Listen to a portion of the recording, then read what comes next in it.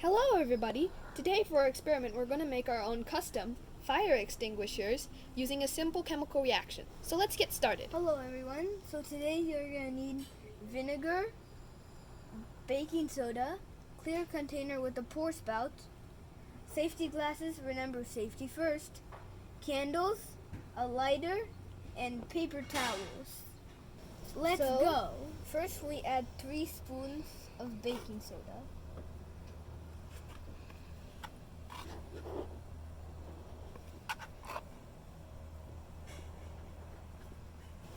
Now I'm going to pour the vinegar in.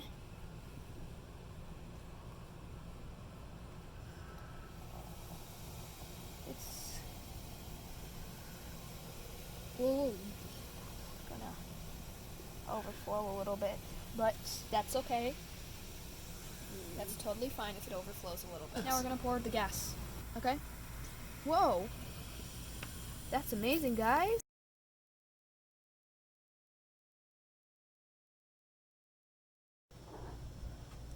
Now, the reason those fires went out is because fire requires 3 things in order to survive and keep on going: oxygen, heat, and fuel.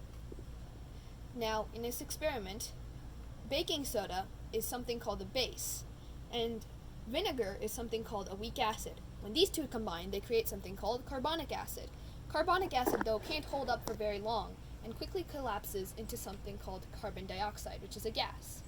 When we poured the carbon dioxide onto the fire, what happened was oxygen couldn't get to the fire, so the fire got put out.